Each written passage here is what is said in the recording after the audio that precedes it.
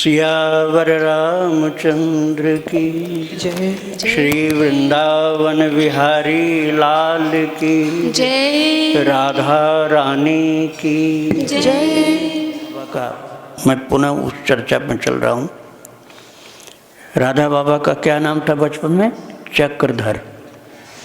चक्रधर नाम था। और जब सन्यास लिया था तब मधुसूदन दास नाम पड़ा था, लेकिन वो भी नाम भूल गए लोग। चक्रधर नाम भी, मधुसूदन दास सन्यास वाला भी नाम हट गया। और घटना है रतनगढ़ की। रतनगढ़ चूरू के पास है, बीकानेर के निकट में। चूरू के बहुत निकट में है रतनगढ़, राजस्थान में, जहाँ श्री पोद्दार जी महाराज का दिव्य जन्म हुआ था। वहीं पर रतनगढ़ में ही एक हवेली में अलग अलग कक्ष में सेवा नियुक्त की गई थी। जो संपादक मंडल था श्री पोद्दार जी महाराज थे, और ज़्यादातर ध्यान में रहते थे श्री चक्रधर जी, इसलिए सन्यासी चक्रधर जी, जिनको राधा बाबा कहा गया। तो उन्होंने देखा कि एकाएक सब कुछ अंतर्धान हो गया, यहाँ तक कि हवेली भी, जिस हवेली में बैठे थे वो भी गायब, और कुछ भी नहीं वही उस जगह। अब आप देखिए, आप यही समझते हैं कि वृंदावन में हम जो 10 किलोमीटर की परिक्रमा करते हैं, हम सामान्य लोग तो यही समझते हैं कि इतने में वृंदावन है, यही मानते हैं। लेकिन रतनगढ़ में घटना क्या घटी उस समय कि रतनगढ़ की हवेली और सब कुछ, वहाँ का सारा दृश्य अंतर्धान हो गया, और वहाँ श्री वृंदावन धाम का प्राकट्य हो गया राजस्थान में। किंतु उस श्री वृंदावन धाम में चक्रधर जी महाराज देख रहे हैं कि वहाँ भगवान कृष्ण भी नहीं है, और वहाँ कोई गाय नहीं है, कोई सखा नहीं। और फिर उनको दृश्य दिखलाई पड़ा, राधा रानी बैठी हैं, और बस उनके पास हैं शुक सारिका। शुक सारिका तोता मैना एक एक हाथ पर लिए बैठी हैं, और दोनों को प्यार करती हैं, और कहती हैं, सारिका तुझे तो पता है मुझे कृष्ण का नाम कितना प्रिय है, कृष्ण के नाम के ही सहारे में जीवित रहती हूँ, वही मेरे जीवन का आधार है, ये तो मालूम है तुझको। लेकिन हमारे प्रियतम श्याम सुंदर को राधा नाम प्रिय है, वो राधा नाम सुनते हैं, गुनगुनाते हैं, गाते हैं, उनको यही अच्छा लगता है। अब मुझे तो कृष्ण नाम अच्छा लगता है, इसीलिए मैं तुम दोनों से कृष्ण कृष्ण ही गवाती हूँ, और वही सुनने मुझे अच्छा लगता है, आनंद आता है। किंतु आज मैं तुम लोगों से एक विनती करना चाहती हूँ। सुख सारिका अपने तोता मैना से कह रही राधा रानी कि तुम अब आज से कृष्ण का नाम मुझे मत सुनाना। तो बड़े चौंके दोनों पक्षी कि कृष्ण का ही नाम तो आप सुनती हैं, तो क्यों नहीं सुनाऊं? बोले नहीं, कृष्ण का नाम तो मुझे बहुत प्रिय है, लेकिन मैं इतनी स्वार्थी नहीं हूं। मेरे प्रियतम को जो प्रिय है वो गाओ तुम। मेरे प्रियतम को क्या प्रिय है? राधा राधा नाम। इसलिए तुम लोग, मुझे कृष्ण नाम प्रिय, इसमें कोई संदेह नहीं, और तुम अब गाओ कृष्ण की जगह पर राधा राधा, क्योंकि कृष्ण को राधा नाम प्रिय है। तो पक्षियों ने धीरे से चूं चूं करके कहा कि लोग कहेंगे कि तुम अहंकारिणी हो, अपना नाम गवा रही हो, अपना नाम गवा रही हो, तुमको अहंकार है क्या, या पागल हो, या मूर्खा हो? तो राधा रानी हंस पड़ी, बोली मुझे जो कहना हो तो कहने दो, तुम्हारी जो सखियां हैं, अष्ट सखियां, मंजरियां, वो भी कहेंगी किशोरी जी को क्या हो गया, पागल हो गई, अपना नाम गवा रही हैं। रोजाना तो कृष्ण का नाम गवाती थी, अब अपना नाम गवा रही हैं। तो किशोरी जी ने कहा वो पागल कहें तो कहने दो, मूर्ख कहें तो मूर्ख कहने दो, जो भी कहें, अहंकारिणी कहें, कुछ भी कहें कहने दो, लेकिन मुझे ये सब सुनना तो पसंद है, किंतु मुझे वो ज्यादा प्रिय है जो मेरे प्रियतम को प्रिय है। सतगुरुदेव भगवान की जय। मेरे प्रियतम को जो प्रिय है वो मुझे सर्वाधिक प्रिय है, और मेरे प्रियतम को प्रिय है राधा, राधा नाम। इसलिए मैं स्वार्थ का त्याग करके अपने प्रियतम के सुख को ही देखती हूँ। श्री राधे विराज, जय श्री राधे। मुझे कृष्ण नाम ही रस देता है, मुझे वही अच्छा लगता है, इसमें कोई संदेह नहीं है। लेकिन मुझे ठीक ठीक समझ में आ गया है कि मेरे प्रियतम को राधा नाम से ही प्यार है।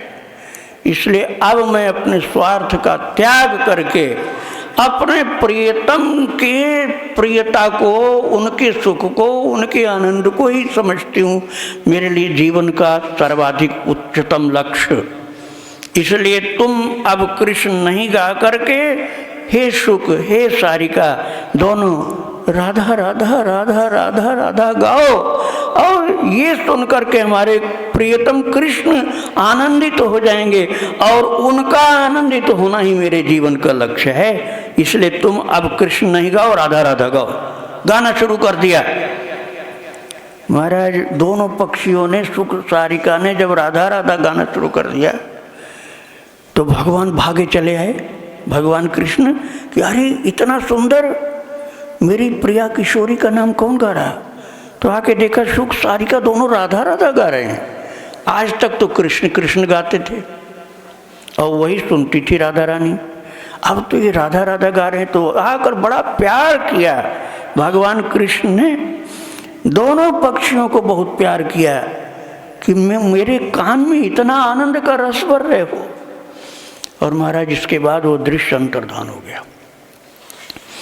इतना प्रभाव पड़ा चक्रधर महाराज को कि बस वो जो पहले हरे राम राम राम हरे हरे, हरे कृष्ण कृष्ण कृष्ण हरे हरे, ये जपते थे, यही गाते थे।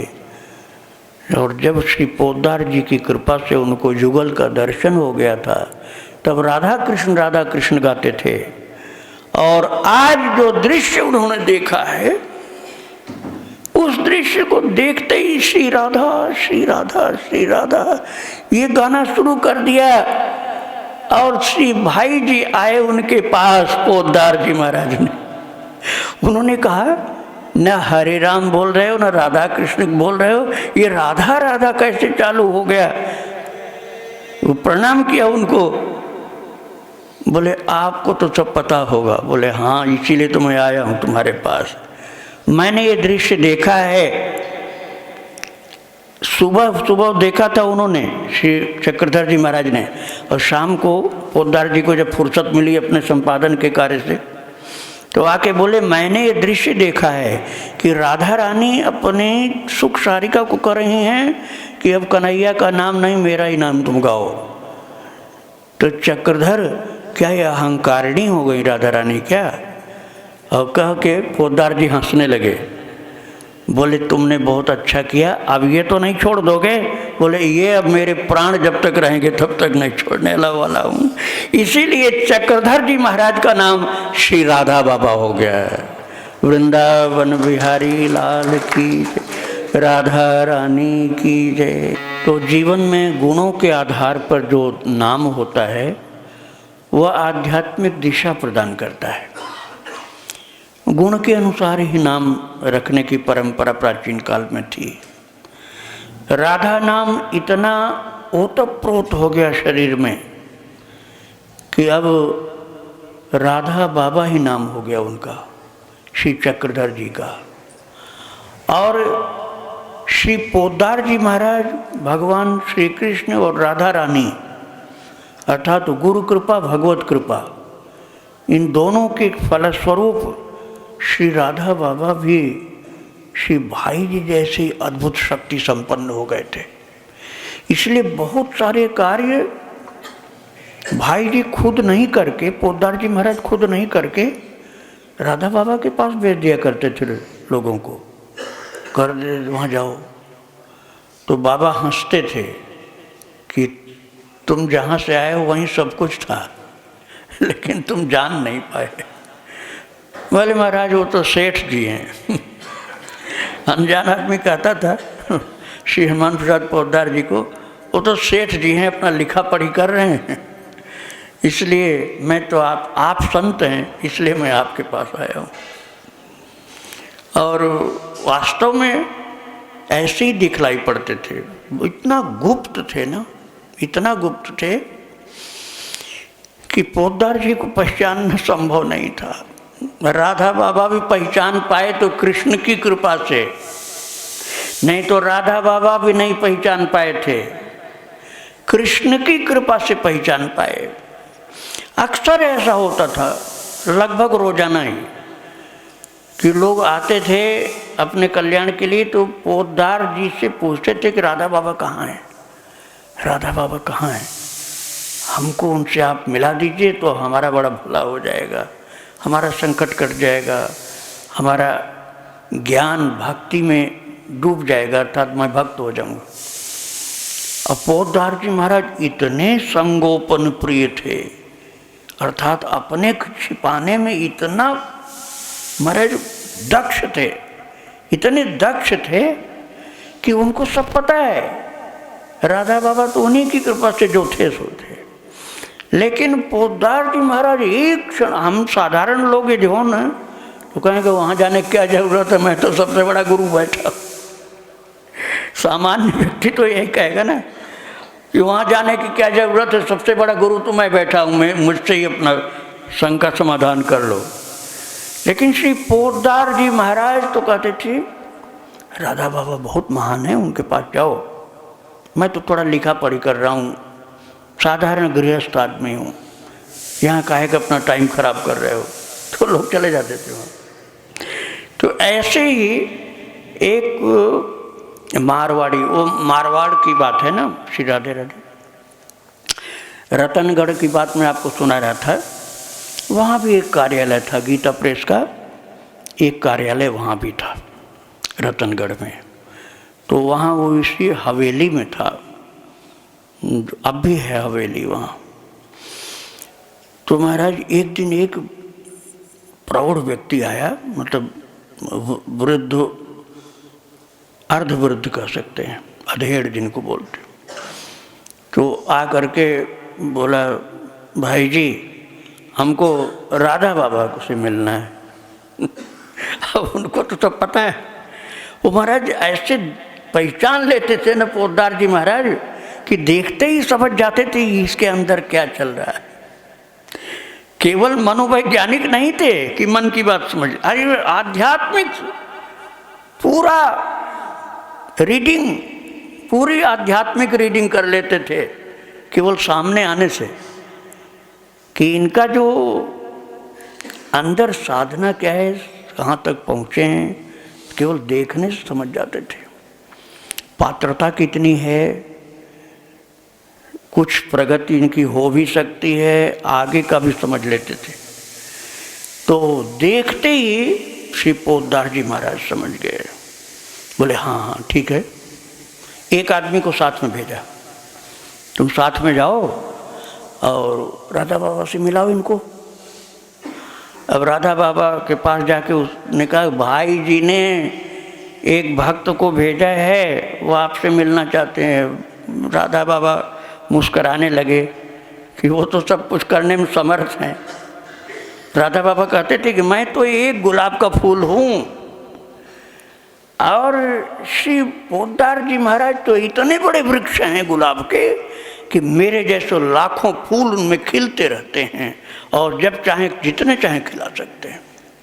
अपने को एक फूल के बराबर बताते थे और उनको एक वृक्ष पौधा बताते थे।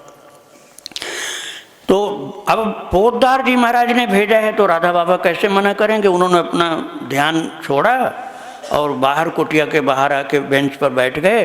और वो जो व्यक्ति आया था मारवाड़ी, बहुत ही सीधा सरल, एक अक्षर नहीं पढ़ा लिखा, अनपढ़, लेकिन महाराज उसके अंदर आध्यात्मिक चेतना बहुत विकसित थी। आध्यात्मिक चेतना बहुत विकसित थी। ये बहुत बहुत बड़ी बात होती है। पढ़ाई लिखाई करके आप नास्तिक बन जाओ, कोई फायदा नहीं। नहीं पढ़ा था फिर भी आध्यात्मिक चेतना बहुत विकसित थी। और वो राधा बाबा को प्रणाम करके कहा, महाराज जी मैंने सुना आप बहुत बड़े संत हैं, इसलिए मैं आपके चरणों में आया हूँ, मेरा प्रणाम स्वीकार करिए। अपनी गांव की बोली बोलता था, मैं तो उतना बोल ही नहीं सकता, थोड़ा समझ में आता लेकिन बोल नहीं पाता, मारवाड़ी बोली। तो बोले कि हाँ बताइए क्या कहना चाहते हैं। बोले मुझे एक बार बीमारी हुई और मैं इतना बीमार हुआ कि घर के लोगों ने समझा बस नाड़ी छूट गई मेरी, जो पल्स चलती रहती है नाड़ी, उसको वैद्य लोग पहले वही देखते थे, वो छूट गई, मतलब स्पंदन बंद हो गया। अब नाड़ी जब छूट गई तो उठा करके चारपाई से नीचे ज़मीन पर कुछ बिछा के कुशासन आदि वो लिटा दिया गया। तो वो व्यक्ति बता रहे राधा बाबा से कि महाराज मैं तो बेहोश था, मैं तो कुछ नहीं जानता, मुझे शरीर का ही होश नहीं था। और लोग घर के समझ रहे थे कि अभी बिल्कुल मरने वाला व्यक्ति है। उसके बाद कुछ चमत्कार हुआ। बोले क्या चमत्कार हुआ। बोले सब तो इंतजार कर रहे थे कि अब स्मशान ले चलना है, लेकिन मरा नहीं था मैं। हृदय गति चालू थी, श्वास बहुत धीमी थी। और उस समय जब मुझे शरीर का ये कुछ भान नहीं था तो मैंने एक बच्चे को देखा।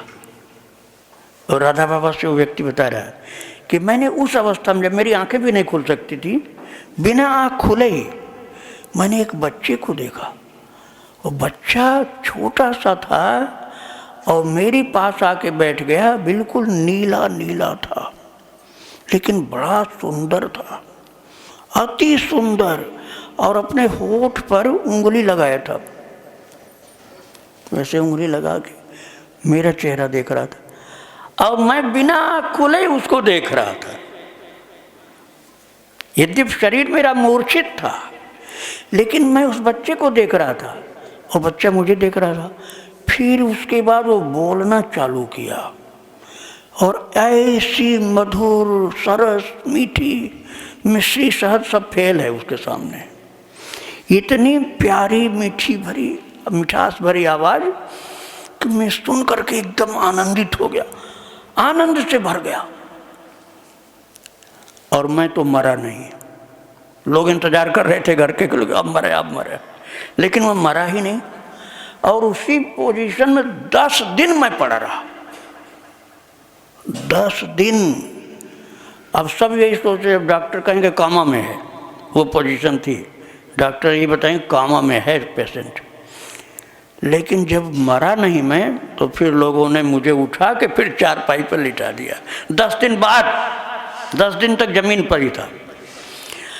और मुझसे वो बच्चा बोलता था और मैं भी उससे बोलता था, लेकिन मेरे होठ नहीं हिलते थे, मेरे होठ नहीं हिलते थे, न मेरी आँख खुलती थी। और इतना प्यारा बच्चा, इतनी मीठी वाणी बोलता था, मैं उसके साथ बोलता था। ऐसे 10 दिन बीत गए। ये बात मुझे बाद में मालूम हुई, उस समय तो मुझे नहीं पता चला कितने टाइम बीत गया। लेकिन बाद में लोगों ने बताया कि तुम 10 दिन मरे हुए पड़े थे, लेकिन तुम पूरे मरे नहीं थे। धीमी सांस चलती थी, धीमी नाड़ी चलती थी। और 10 दिन जब मरे नहीं तो हम लोगों ने उठा के चारपाई पर लाद दिया तुमको। और महाराज फिर उसके बाद वो बच्चा दिखना बंद हो गया। उन्होंने कहा, मारवाड़ी सज्जन ने, कि बाबा मुझे फिर वो दिखना बंद हो गया, लेकिन आवाज़ सुनाई पड़ती थी। और वो आवाज़ सुन के मैं भी बोलता रहता था, मैं धीरे धीरे बोलता था। मेरी आवाज़ तो कोई कोई सुन भी लेते थे, लेकिन उस नीले से प्यारे से बच्चे की आवाज़ कोई नहीं सुन पाता था, केवल मैं सुनता था। कितना ही मेरे पास कोई बैठा हो, वो सुनता ही नहीं था कोई। लोग मुझसे कहते थे तुम किससे बात करते रहते हो, तुम किससे बात करते रहते हो। अब मैं क्या बताऊं, मैं जिससे बात करता था वो किसी को उसकी आवाज़ नहीं सुनाई पड़ती थी। और उन्होंने कहा कि बस फिर मैं बिना दवाई के ठीक हो गया, बिना दवाई के बिल्कुल स्वस्थ हो गया। और मैं उस बच्चे की रस भरी मीठी वाणी में इतना खो गया था कि मैं उसके अलावा किसी की बात सुनना नहीं चाहता था। मेरी दिन रात उससे बात होती है और अब भी होती महाराज, बस मैं देख नहीं पाता हूँ उसको। 10 दिन जो मैंने देखा था, 10 दिन अब मैं नहीं देख पाता हूँ। मैं यही विनती लेके आया हूँ कि मुझे वो बच्चा कैसे दिखलाई पड़ेगा। वो छोरा बोलते थे, छोरा, वो छोरा जो मैं 10 दिन तक देखता रहा, अब वो छोरा कहाँ, मुझे दिखता ही नहीं, अब आवाज़ सुनाई पड़ती है। तो आप कोई आशीर्वाद दे दीजिए, कृपा कर दीजिए, वो बता दीजिए कि कैसे वो दिखलाई पड़ेगा। मैं उसकी बात इतना मानता हूँ कि मैं भूख से एकदम परेशान हूँ, मेरे सामने भोजन रखा हो, हाथ में गिलास हो, और ये जो बोल देता है पीना मत, तो मैं नहीं पीता हूँ। खाना मत तो नहीं खाता हूँ। घर के लोग कितने कहें मैंने खाता हूँ न पीता हूँ, और आधा गिलास मैंने दूध पी लिया है और वो बोल पड़ा धीरे से आगे मत पियो, तो मैं नहीं पीता। आधा गिलास ही पी के रख देता हूँ मैं। और यदि मैं रास्ता चल रहा हूँ, बिल्कुल ठीक ठीक रास्ता चल रहा हूँ, मुझे सब पता है, और उसने कह दिया नहीं इधर मत जाओ, इधर जाओ, दाहिने मत घूमना, बाएं घूम के चलो, तो मैं उससे पूछता नहीं हूँ कि क्यों बाएं घूमूँ, मैं घूम जाता हूँ बाईं ओर उसकी बात सुन करके। अब उसकी बात सुनने में ही मैं आनंदित होता रहता हूँ, लेकिन मुझे दिखता नहीं महाराज। वो आप कृपा कर दो मुझे दिखने लग जाए। अब कब दिखेगा आप बता दो मुझे। राधा बाबा बोले मरने के टाइम दिख जाएगा तुम्हें। बस वो माथा पीटने लगा मारवाड़ी वो माथा पीटने लगा, बाबा ये क्या बोले आप, मरने के टाइम दिख जाएगा तो कौन सा आनंद रहा, जीवन तो ऐसे ही बेकार हो चल बीत जाएगा। कृपा करिए, मैं इतना उसका भी शो नहीं सह पाऊँगा। आवाज़ के सहारे तो जिंदा हूँ, लेकिन अब वो दिखलाई नहीं पड़ता, इसलिए मैं बहुत परेशान हूँ। मरने के समय क्या दिखना, अरे और जल्दी से जल्दी दिख जाए मैं चाहता हूँ। बोले अच्छा पर्याप्त समय पहले, मरने से पर्याप्त समय पहले दिख जाएगा। तो मारवाड़ी बोला कि बाबा मैं पढ़ा लिखा आदमी नहीं, मैं जानता ही नहीं पर्याप्त क्या होता है। तो बोले अच्छा भाई, बहुत मरने के बहुत पहले दिख जाएगा तुम्हें। तो बोला अच्छा निरा समय पहले, निरा समय पहले। बोले हाँ। बहुत खुश हुआ। अब प्रणाम करके वो चला मारवाड़ी। बाबा गए कुटिया में, राधा बाबा। अब वहाँ जो गीता वाटिका में कुटिया है, ऐसे ही वहाँ कुटिया बनाई गई थी बाबा के लिए रतनगढ़ में। तो वहाँ पर एक बेल का पेड़ था, उस बेल के पेड़ के नीचे पहुँचते ही वो पूछा, कृष्ण से बात तो होती रहती थी ना, बोला वो वृद्ध व्यक्ति जो था ना मारवाड़ी, बोला अच्छा है एक बात बता दे हमें तू कि ये बाबा जो राधा बाबा कह रहे थे वो सत्य है कि मरने से निरा पहले तू मुझे दिख जाएगा। तब डांटा भगवान कृष्ण ने। भगवान कृष्ण ने कहा तू आया क्यों इनके पास, और आया ही तो फिर उनकी बात पर संदेह क्यों कर रहा है। बस अब तो दुखी हो गए हो, मुझसे गलती हो गई, मैंने संत की बात पर विश्वास नहीं किया, मैंने संत के वचन पर विश्वास नहीं किया, गलती हो गई, अपराध हो गया। तुरंत दौड़ के आया और बाबा ने कुटिया बंद कर ली थी। राधा बाबा ने खटखटाया, खटखट, बाबा दया करो एक बार खोल दो, 1 मिनट के लिए खोल दो, मैं फिर आपको परेशान नहीं करूँगा, 1 मिनट के लिए खोल दो। अब उन्होंने खोला। बोले क्या बात है। बाबा मुझसे बहुत बड़ी गलती हो गई, मैंने अपने उस छोरे से बात किया, मैंने पूछा कि बाबा जो कह रहे हैं क्या वो सच हो जाएगा? तो उसने डांट दिया कि तू आया क्यों, और जो आया तो साधु की बात में संदेह क्यों किया? तो महाराज मुझे माफ़ कर दो, मुझसे गलती हो गई, लेकिन मुझे माफ़ कर दो। अब मुझे पूरा विश्वास है कि आपका वचन सच होगा, वो गलत नहीं हो सकता है। तो उन्होंने कहा ठीक है जाओ। उसके 1.5 साल बाद, ठीक 1.5 साल बाद वो वृद्ध आ गया वापस। अब आया वो गीता वाटिका गोरखपुर, और आ करके बोला बाबा आपकी पूरी कृपा है, अब मुझे वो छोरा फिर दिखने लग गया। अब वो छोरा मुझे फिर से दिखने लग गया, बात भी होती है, दिखता भी है, इतना ही नहीं वो लीलाएं करता है, मैं वो भी देखता रहता हूँ, आनंदित होता रहता हूँ। बाबा आपकी बहुत बड़ी कृपा है। बार बार चरणों में पड़ने लगा।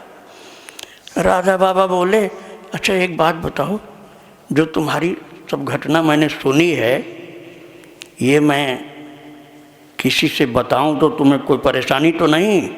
वो फिर नाराज हो गया बुढ़ा, बोले बस तुम साधुओं में यही खोट है।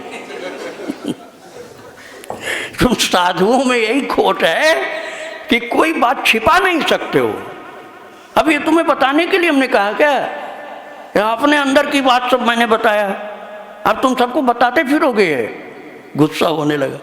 तो राधा बाबा हंस पड़े, बोले मैं प्रतिज्ञा तो नहीं करता हूँ कि नहीं बताऊँगा, लेकिन मैं अब ऐसे बताऊँगा कि तुम्हारा नाम नहीं उसको मालूम होगा, तुम्हारा कुछ हानि भी, तुम्हारा घाटा भी नहीं होगा, और किसी का भला हो जाएगा तो क्या बुराई है। बोला अच्छा आपको जैसा लगे, अब मेरा सब काम हो गया, आपकी कृपा से प्रणाम करके चला गया। और वो राधा बाबा ने बताया, और वही बात मैं आपको बता दिया मैंने। इस प्रकार से संत की कृपा से जो प्रगति रुक गई थी वो फिर से चालू हो गई। वृंदावन बिहारी लाल की जय। आप अभी एक भजन और सुनेंगे, अभी और सुनाऊंगा मैं, आप भजन सुनिए, मैं अभी आता हूँ। श्री राधे राधे। संसार में तो शरीर रहेगा ही रहेगा, क्योंकि संसार से ही शरीर बना है, अर्थात पंचभूत से। पंचभूत से पूरी दुनिया बनी है, हमारा शरीर भी बना है, तो जग के बखेड़े में तो रहना पड़ता है। लेकिन उसमें जो सावधान है वो प्रभु के नाम की, रूप की, लीला की, धाम की साधना में लगा रहता है। वो व्यक्ति सांसारिक कितनी क्वालिफिकेशन रखता है, इसमें इसका महत्व बहुत विशेष नहीं होता है, बस समझ हो जाती। पढ़ाई लिखाई का यदि दुरुपयोग नहीं हुआ हो, कुसंग नहीं पड़ा हो, तो समझना सरल होता है। पढ़ाई लिखाई का ये फायदा है कि आध्यात्मिक चेतना जागृति जो होने लग गई तो बड़ी अच्छी जागृत होती है, और जब तक नहीं जागृत तो कुतर्की बना रहता है वो। एक बार जागृत हो गई तो चाहे फिर कितना कोई भटकाना चाहे, भटकेगा नहीं वो। इसलिए पढ़ा लिखा आदमी जल्दी से भक्त नहीं हो पाता है, लेकिन यदि हो गया भक्त तो बहुत तीव्र प्रगति होती है। महाराज राधा बाबा बहुत पढ़े लिखे थे, पहले बहुत कुतर्की थे, बहुत कुतर्की थे। निर्गुण निराकार के अलावा सगुण साकार तो किसी हाल में नहीं मानने को तैयार थे। लेकिन श्री पोद्दार जी महाराज जैसे महापुरुष ने केवल मनवा ही नहीं लिया, भक्त भी बना दिया, उच्चतम महाभक्त, महान भक्त। मैं अभी जो सुना रहा था अनपढ़ मारवाड़ी की बात, अब वो तो पढ़े लिखे नहीं थे, लेकिन कितना उन्होंने पिछले जन्म में जप किया होगा, कितना सत्संग किया होगा, कितना भक्तों का चरित्र सुना होगा। यही सब तो साधन है ना, नाम जपना, भक्तों का चरित्र श्रवण करना, सत्संग प्राप्त करना। इन्हीं साधनों से आध्यात्मिक प्रगति होती है। ये सब उन्होंने पिछले जन्म में कितना किया होगा कि उनको भगवान 10 दिन तक लगातार दिखते रहे। शरीर मरा हुआ सा पड़ा था जमीन पर, कामा में था, और लगातार 10 दिन तक दिखते रहे कृष्ण और बात करते रहे। और फिर उसके बाद तो दिखते नहीं थे, आवाज़ सुनाई पड़ती थी। लेकिन राधा बाबा जैसे महापुरुष की कृपा हो गई तो फिर से दिखने लग गए। लीलाएं भी देखने लगे, दर्शन भी होने लगा और आवाज़ भी सुनाई पड़ती थी। आप ये समझ लीजिए कि संत के संग से बहुत बड़ा तुलयाम लवे नापे न स्वर्गम न पुनर्भवम तात स्वर्ग अपवर्ग सुख धरी तुला एक तुलनताय सकल मिली जो सुख लव सत्संग। लव 1 सेकंड के लगभग आप समझ लीजिए। यदि आप संतों का संग प्राप्त करते हैं तो आपको कुछ भी मिलने में बाकी नहीं रहेगा, सब मिल जाएगा। एक मैं ऐसा आपको सुना रहा हूँ आख्यान जो बिल्कुल सच्ची घटना है। आप लोगों ने राम कृष्ण जन्मभूमि का दर्शन तो किया ही होगा मथुरा में। तो कृष्ण जन्मभूमि का जो वर्तमान स्वरूप देखने को मिलता है हमको आपको, ये सन 1965 में तैयार हुआ था। इसमें मालवीय जी, श्री पोद्दार जी महाराज, जुगल किशोर बिरला जी और श्री अखंडानंद जी महाराज, ये सब लोग लगे हुए थे। तो पोद्दार जी का और मालवीय जी का योगदान बहुत बड़ा था आध्यात्मिक। पैसे का योगदान श्री जुगल किशोर बिरला जी का था और बाद में सत्संग प्रदान करते थे उन लोगों को अखंडानंद जी, पोद्दार जी भेजते थे। तो सन 1965 में जब ये जीर्णोद्धार का अर्थात निर्माण जो हुआ, कौन सा केशव देव मंदिर छोटा सा है, वो तो पहले भी था, थोड़ा उसका विकास हुआ। लेकिन जो विशाल भवन है ना, भागवत भवन, विशाल भवन जो भागवत भवन, ये नहीं था, वहाँ कूड़ा कचरा का ढेर था। और वो जो कारागार है तो जीर्णोद्धार हो चुका है, वो भी पहले केवल ढेर था मिट्टी का, टेला का। तो ये सब इस रूप में जो परिणित हुआ सन 1965 में, तो उस समय श्री पोद्दार जी महाराज रुकते थे जो बिरला मंदिर है, और बिरला मंदिर के सामने बिरला धर्मशाला है, उसी में रुकते थे और महीनों महीनों रह जाते थे क्योंकि बड़ा इम्पोर्टेंट काम चल रहा था। तो उस समय श्री राधा बाबा भी साथ, राधा बाबा को भगवान कृष्ण ने कह दिया था कि तुम्हें भाई जी के साथ ही रहना है, जहाँ वो रहे वहाँ तुम रहो, उनसे अलग नहीं रहना। और यही वो करते थे। तो महाराज श्री भाई जी की कृपा से राधा बाबा भी साधारण नहीं थे। मैं उनके चरित्र में आपको सुना चुका हूँ कि स्वयं उनके जो पिताजी थे महिपाल जी महाराज, उनको शादी वो नहीं कर रहे थे, पहले सुना चुका हूँ आपको। तो विवाह नहीं कर रहे थे तो दुर्गा माता ने आदेश किया था, महिपाल तू शादी कर, मुझे तेरे घर संतान के रूप में आना है। तो स्वयं दुर्गा माता एक अंश से चक्रधर बन के आई थी, इसलिए तो बाबा बाद में राधा बाबा हो गए। तो उनके विषय में एक अंग्रेज महिला, अमेरिकन थी वो, उसका नाम था श्री इरीन, और वो आध्यात्मिक खोज में भारत आई। उसने बहुत, यहाँ तक की दीक्षा भी ले लिया उसने, वैराग्य दीक्षा, और उसका नाम हुआ सत्य प्रेमानंद, जो उसने संन्यास लिया था। लेकिन तब भी तृप्ति नहीं हुई उसको, दीक्षा तो ले लिया था, मन को ठहराव नहीं मिला, विश्राम नहीं मिला, लक्ष्य की प्राप्ति नहीं हुई, भटकती रही। फिर अध्ययन शुरू किया जब उसने, तब उसने कहा कि मुझे राधा बाबा जैसा कोई खरा संत नहीं मिल रहा। पोद्दार जी की गरिमा को समझना तो मामूली बात थी नहीं, इसलिए पोद्दार जी को तो हर कोई समझ नहीं पाता था। तो राधा बाबा जी के प्रति उसकी बड़ी श्रद्धा हो गई। जबकि संन्यास ले लिया था, उसका नाम फिर बाबा ने मंजूश्री रख दिया, मंजूश्री, अब वो भारतीय नाम रख दिया। तो वो एक ऐसी चीज चाहती थी जो राधा बाबा से मिलना संभव नहीं था, उनकी उच्छिष्ट प्रसादी। वो उच्छिष्ट प्रसादी किसी को नहीं देते थे महाराज। और एक उनकी सेवा में रहते थे, राधा बाबा की सेवा में, भगत जी, उनका नाम था भगत जी। लेकिन महाराज भगत जी भी इतना नियम का पालन करते थे कि राधा बाबा ने कहा था झूठा उठा मैंने किसी को नहीं देना है।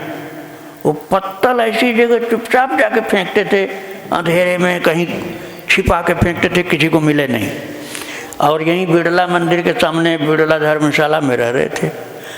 और महाराज वो ऐसी वो अमेरिकन लेडी जो थी, जो सन्यासिनी हो गई। सीताराम सीताराम सीताराम जय सीताराम। श्री राधे राधे भक्तों, तो मैं आपको बता रहा था कि वो मंजूश्री नाम की जो अमेरिकन लेडी थी, उसकी जिज्ञासा बहुत तीव्र थी, बहुत तीव्र जिज्ञासा। वो तो सब छोड़ छाड़ के घर छोड़ करके अमेरिका से आ गई थी। और राधा बाबा का उच्छिष्ट प्रसाद लेने के लिए मन में बहुत लालसा उत्पन्न हुई, क्योंकि उसके मन में पक्का हो गया था कि इनके जैसा संत मिलना मुश्किल है। अब उसने सोचा जल्दी से तो मिलना नहीं। पत्तल में भोजन करते थे, थाली में प्रसाद पाएं तब तो फिर कोई भी ले जाएगा थाली धोने, तो वही दे देगा। और भगत जी को कड़ा निर्देश, पत्तल किसी को मिलनी नहीं चाहिए, जब कोई नहीं दिखलाई पड़े तब कहीं ऐसी जगह डालना। अब वो अमेरिकन लेडी मंजूश्री जो थी, वो बहुत छिप के बैठी देखती रहती थी, कहाँ पत्तल कहाँ जाती, पत्तल कहाँ डाली जाती। खोज लिया उसने कि एक जगह कोने में जाके वो भगत जी पत्तल डाल के आते हैं, आंख बचा के सबकी। और वो भी छिप के पहुंची गई और उसने तुरंत चाट डाला, पूरी पत्तल को चाट डाला। इतनी श्रद्धा थी उसके अंदर कि चाट डाला पूरा। और महाराज उसी समय उसके शरीर में ऐसी ऐसी क्रियाएं होने लगी अंदर कि वो तो अचेत सी हो गई। और वो बहुत देर में जगी। तो इतना अब अकल्पनीय परिवर्तन उसके अंदर हो चुका था कि अब उसने सोचा अब बाबा से बताना पड़ेगा मुझे क्या हो गया है सब। तो गई, उसने कहा बाबा आपके पत्तल को मैंने चाट डाला, अब मेरे अंदर ऐसा ऐसा हो रहा है, पूरे शरीर में ऐसा ऐसा हो रहा है लगातार। तो बाबा कितने गोपन प्रिय थे, कितना छिपाने में दक्ष थे। बोले तुम्हारी जो श्रद्धा है ना, उस श्रद्धा के कारण तुम्हारे षट चक्र जागृत हो गए, सभी चक्र जागृत हो गए तुम्हारे। वो तुम्हारी श्रद्धा के कारण हुआ, जूठा खाने से नहीं हुआ। लेकिन उसने कहा, वो उनसे तो कुछ नहीं कहा, बाबा से नहीं कहा, बाद में उसने कहा संतों से कि बाबा ने अपने को छिपाने के लिए कहा है, नहीं तो श्रद्धा यदि श्रद्धा का ही कारण हो, श्रद्धा ही एकमात्र कारण होता तो श्रद्धा तो मेरे पास पहले से भी थी। और जब मैंने उनका उच्छिष्ट प्रसाद ग्रहण किया है, उसी समय आमूलचूल परिवर्तन इतना आध्यात्मिक जबरदस्त कैसे हो गया। तो बाबा ने अपने को छिपाया, बाबा ने अपने को छिपाया है। श्रद्धा तो जो भी रही होगी, लेकिन वो चमत्कार तो तभी हुआ जब मैंने उनका उच्छिष्ट प्रसाद ग्रहण किया है। ये अनंत महिमा है संतों की। वृंदावन विहारी लाल की जय, राधा रानी की जय, भगवान की जय।